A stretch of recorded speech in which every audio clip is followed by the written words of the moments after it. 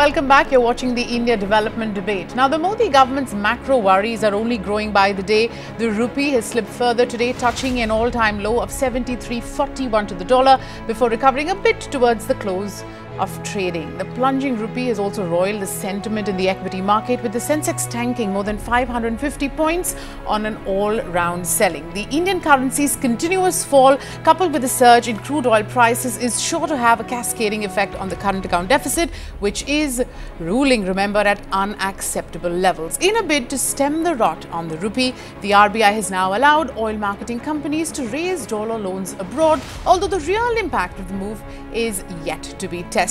And there's some bad news in store. The Monetary Policy Committee, headed by RBI Governor Urjit Patel, began its three-day meeting ahead of the bi-monthly policy review on Friday, and the signs are clear. A 25 basis point hike in the benchmark rate is very much in the works. Some economists even have warned of a change in the monetary policy stance from neutral to tightening. The worsening macro woes of the Modi government, well, that's the topic of discussion on the second leg of the India development debate tonight. And for that, we've got three special guests joining in. Dr. Arvind Virmani, president of chintanlive.org, senior economist at HDFC Bank, Tushar Arora, and our very own consulting editor, Maithili Busnurmath, is here with us as well. Good evening to each one of you. Dr. Virmani, let me begin by asking you, the rupee today has touched a new low of 73 to the dollar. Well, some would say this is a healthy and orderly correction.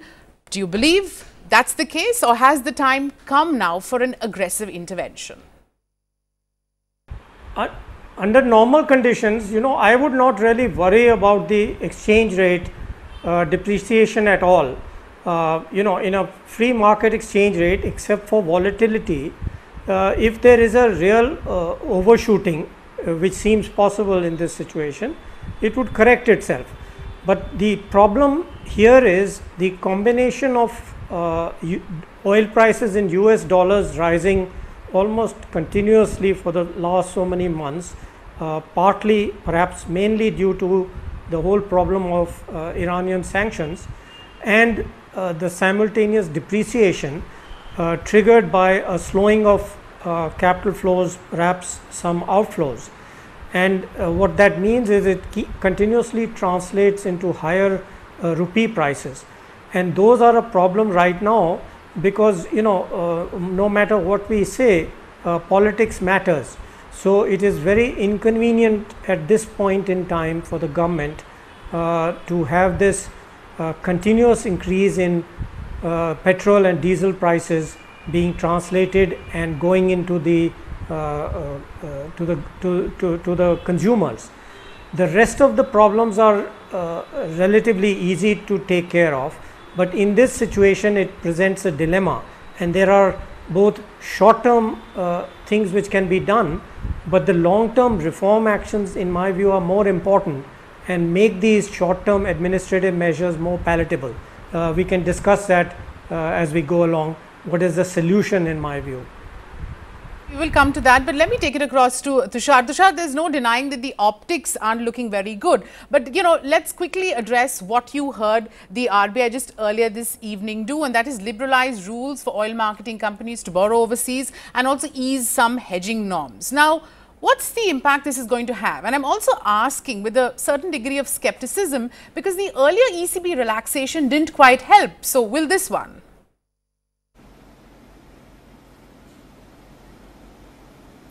Well, I don't think so. I mean, easing hedging norms is not a long-term solution. In fact, if you're easing hedging norms, I think in the long term, investors might take it as a worsening scenario for your vulnerabilities. As an economy, you would like more people to hedge your currency and hedge your risk.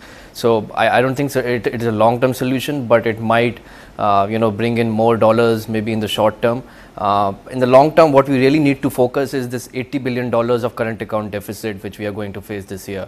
And after, rupee depreciating by more than 12% this year, with oil touching around $83 a barrel, I think this $80 billion bill might even go up to $90 billion this year. So we're talking about $10 billion of extra, current account deficit, just because of the kind of movement in oil prices we have seen in last 1 week, and the kind of rupee we have seen, going up from 70 to 72 levels. It means more external financing required, and that is required at a time when, you know, internationally situation is not that stable. FIIs are pulling out money, interest rates are going up globally. Whether ECBs really makes sense or not, you know, in a scenario when interest rates are going up globally, all this is yet to seen. I think some concrete long-term measures are required in this kind of situation. Maithili, do you know, come in on that conversation. Tushar says that you need some long-term solutions, and you know, it's not like the ECB relaxation the last time round helped, so it's going to do any wonders this time. You know, I also want to add to that. Earlier today, you saw the rupee rebound a little bit because there was talk about how a separate window for oil marketing companies to buy dollars may be opened up. Now, from what we understand, the government is keen, but the RBI apparently is not very keen. Why the apprehension, you think, from the Reserve Bank? You know, it's been a tried and tested solution in the past. Well, last time also in 2013, the Reserve Bank was initially reluctant, and it was only when the situation went from bad to worse that the RBI finally relented. The RBI guards its reserves very zealously, and it also knows that these reserves are not really true reserves in the fullest form, sense of the term, because these are essentially coming from portfolio flows, which are easy come, easy go. So the RBI is very wary of using its reserves too much, because it's scared that it will not be able to stop in case the rupee starts sliding very dramatically. So this has always been a bit of a tug of war between the RBI and the government in the past too. But frankly, had they opened an oil window, that would have been far better than these kind of half measures that they've taken. Because last time also we saw when they relaxed the ECB measures, it didn't really make a difference to the rupee at all. In fact, the rupee continued its slide, and today we've seen it hit new record lows. So the ECB relaxations that are allowed for oil companies again, these are not going to make a difference in the short term or immediately at all. Because what we need is some immediate firefighting, and I'm afraid these kind of half measures will not serve any purpose at all. So you need measures immediately, short term, medium term, long term. It has to be a multi-pronged attack. Unfortunately, we keep missing the wood for the trees, and that is the problem once again. Strong attack is really the need of the hour, and Tushar, a surgical strike if you like. No, Tushar, the widely discussed measure is also the NRI deposit window. Do you think it's the right time maybe to tap that route?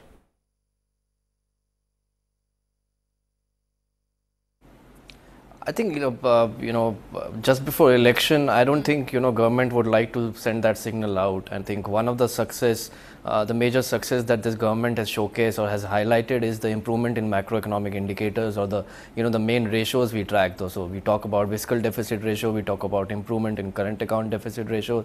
It's the major success of the government is that improvement is the macroeconomic ratios. And just before the election, sending out a signal that they are relying more on NRI funds, and Indians living abroad should be financing increasing worries for CAD in India. I don't think politically it would be a very viable decision or something that the government would like to take.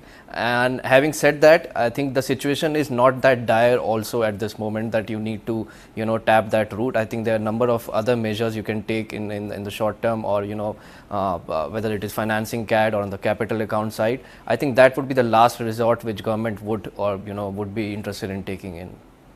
Dr. Virmani, let me ask you, you began by saying, I think as did Maithili, that the need of the hour is really to tackle the rupee and the route that we are seeing, both from a short term and a long term point of view. Now, if we were to just look at the global context right now, it's rather gloomy. You've got Brent that's already at $85. US sanctions on Iran are only going to tighten supply. On the other hand, you've got central banks like both the Fed and the ECB that are also withdrawing accommodation. So surely India can't be left unscathed. Dr. Virmani, what do you think we can do, at least in the short term, to sort of cushion the impact?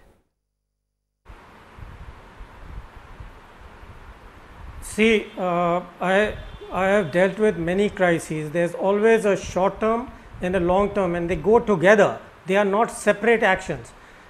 Short term is always administrative measures, whether it's NRI deposits or it's an oil bond, or freedom to of banks, SBI being used to borrow from the international markets, or whatever it is. My view on that is whatever works in the short term is fine as far as I'm concerned, as long as you take the long term measures. Let me give you 2 or 3 and we can discuss further. For example, on the capital flow side, I always use such crisis as an opportunity. So what should the government do? It should liberalize the FDI further. That is, gives not only, it's not a question of just getting the flow, it's a matter of affecting credibility and confidence and making people think about the future. Similarly, what you need on the equity side is not more money coming in from the same set of investors, the large funds, etc., which can move money around quickly in the short term. What you need to do is diversify your portfolio, which means allow smaller people, high net worth individuals, etc., to come in through new routes. There's something which has been on the table for years and years to diversify this, but we always resist it. Another example, on the trade side, there has been no reforms on the trade front for the last 10 years. This means that signals about raising the tariff rates gives a bad signal. It's not just the short term effect, but the long term expectations it raises. So here is a time to reform, to do a big bang reform. It's not big bang, it doesn't really affect people directly, but it affects expectations. It affects the foreigners who look at India on QRs and tariffs. You can do a reform of that. Doesn't cost anything except mentally. So there are a number of reform measures which really don't have any direct negative effect on any constituency, but will have big effects on the foreigners who are looking at India and wondering whether US, Europe or Japan are better things to take their money out. Maitli, I want to ask you the next question and sort of take off from what Dr. Vidmani has said, because, speaking of trade, you've got the Commerce Minister Suresh Prabhu tomorrow chairing an interministerial meet, basically to take stock of the impact a weakening rupee is having on our trade deficit. Now, we've already imposed additional duties on something like 19 items, and there is talk about how more such moves on the import of steel and aluminium could take place. Is this the right approach to be dealing with, a falling rupee right now? Well, it will not have any immediate impact. It is not a very happy course of action. But if you really have a widening trade deficit and you cannot really improve export performance very quickly, then perhaps it's a very short term, necessary evil that we're going down, but it's not a very happy path at all. And if I may just revert to the question about the NRI bond, it is an absolute no. When we have almost 400 billion of reserves, the problem of raising money through the NRI route is that it's basically very, very expensive, and it's not really true NRI money that comes in. It's essentially, in fact, if I may use a term, more in the nature of money laundering. A lot of the money goes out of India and comes back. So with NRI route, FCNR bond is an absolute no. Our fundamentals are far better than they were in 2013. We have enough of reserve, close to 400 billion as compared to little over 200 at that time. So I think the NRI route and the FCNRB route should be completely eschewed. As far as the problems are concerned, today what we really need to do is address the trade deficit, current account deficit, but these, as I said, are long-term measures, structural issues, and meanwhile we need to address the funding also. So funding, again, in terms of encouraging FDI, Dr. what Virmani said is perfectly right, but then again these are not magic solutions, Sunny. They don't work overnight. So we need to do something right now, and the most important thing is to avoid miscommunication. The kind of miscommunication that we saw today was highly avoidable. We need to do something to improve sentiment, and what most central banks have done, the classic defense really, is a hike in interest rates. So most probably we are going to see that this Friday when the RBI meets and has its monetary policy statement. But I would perhaps argue for a strong dose of medicine, maybe a 50 basis point hike, because that is a classic defense in the case of a falling currency. Tushar, while a 25 basis point hike from the RBI, as Maitli's been saying, is looking imminent on Friday, do you think the next trigger, at least for the currency, could very well be the tone that the MPC takes in its decision on Friday?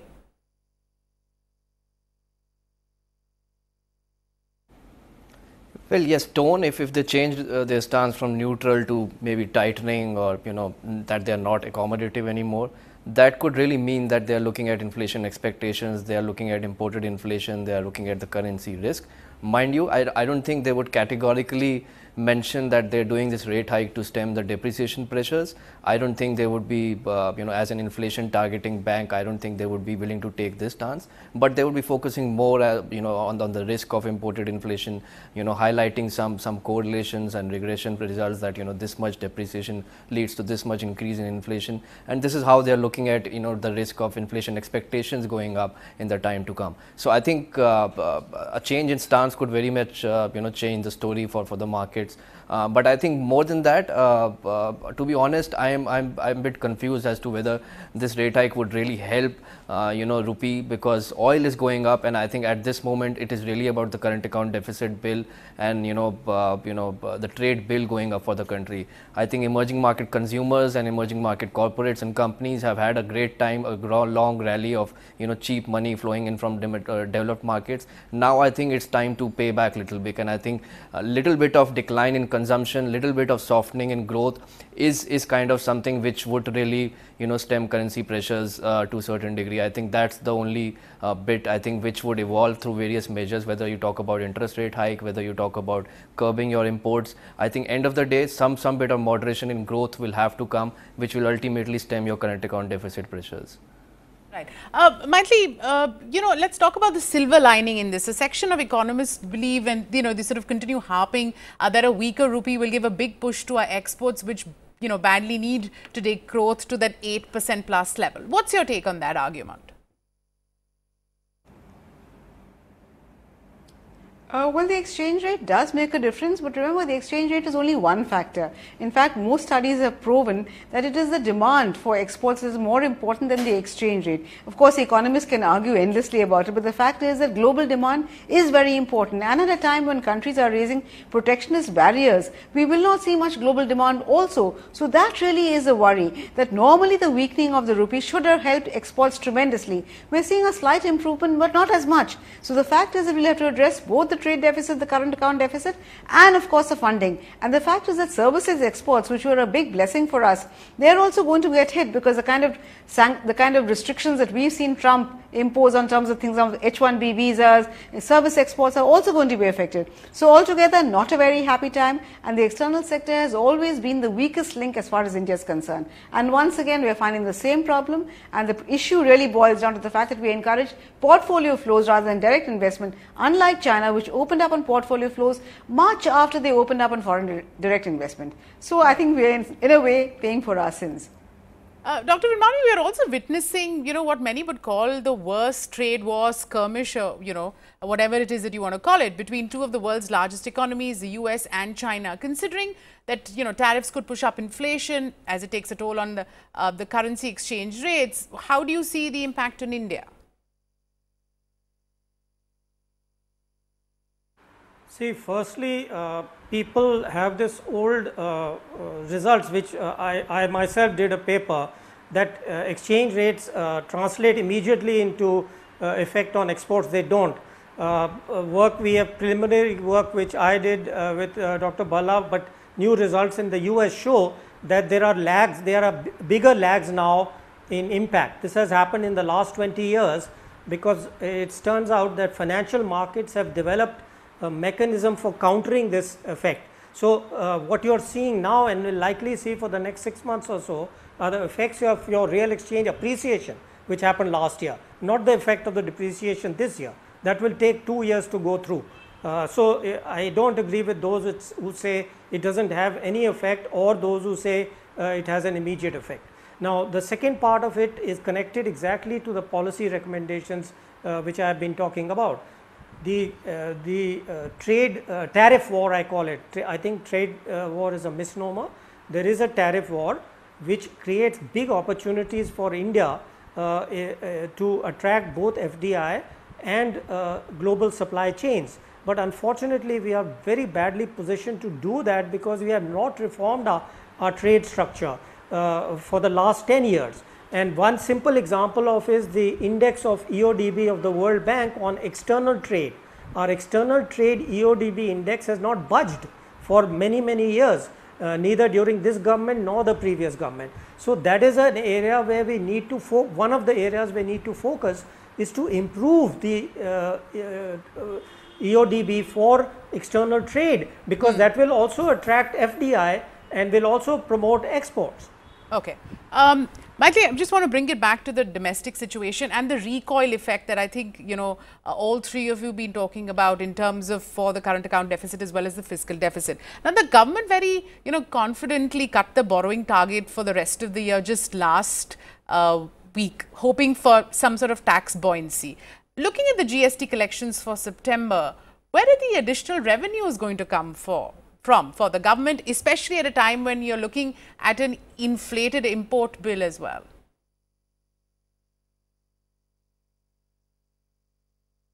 It is going to be very tough for the government, but I think the government wanted to send a signal.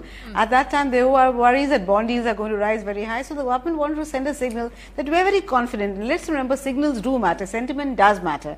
So they might have to exceed the fiscal deficit target at the end of the year. But for now, they wanted to say that, look, we are very serious about it. We mean to walk the talk. The fiscal deficit target will be adhered to. As far as where the revenue is going to come from, yes, GST, we haven't got that 1 lakh crore per month that we targeted. It has fallen short, but the hope is that the direct tax collections will make up for that. And remember, disinvestment, even though it hasn't done very well so far, the fact is that you can always do a slight smoke and mirrors kind of game, which all governments do, and have one public sector unit buying another public sector unit's disinvestment, and so you can technically on paper make up a disinvestment target. So I think it's still early days, and the fact is the fiscal deficit, look at it year on year, even though we've crossed 94%, it's still less than what it was last year at the same time. So I'd just like to keep my, reserve my judgment for now. Hopefully the government will not have to resort to any fiscal fudges. They might be able to achieve it, but for now let's just wait and see. It's still, there's some time to go.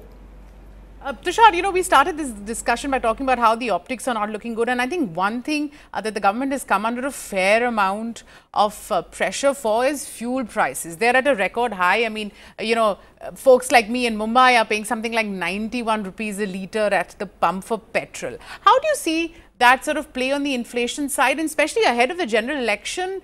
Is the government losing the fiscal plot?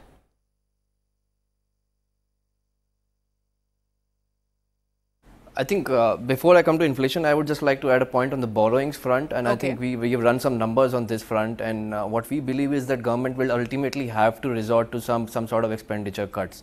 They're relying very much on direct tax collections and some sort of traction coming in the form of small saving schemes. Yes, there is some traction there, but it won't be enough to see the shortfall that we could witness on the GST front.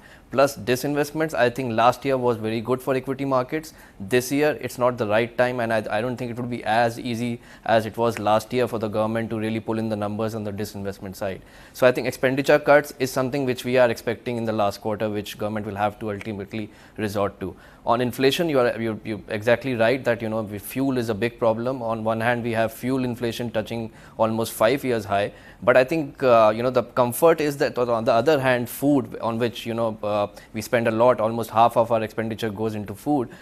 There, I think the inflation is touching almost 5-year lows, and I think I don't really know what is going on there, but the trends are really comforting on the food front. And I think consistently since the beginning of this year, food inflation has been coming in below trend. The month-on-month sequential uptick which happens in the summer months was also lower than what the past trend has been. So I think if food kind of sustains like this, if the food prices doesn't really go up in the manner in which they have gone up in the past, I think a lot of pain coming in from the fuel side, or to a matter of fact, the upside risk related to the MSP hike both for Kharif and the Rabi crops could be offset because of this subdued trend which was there in the first half of this year.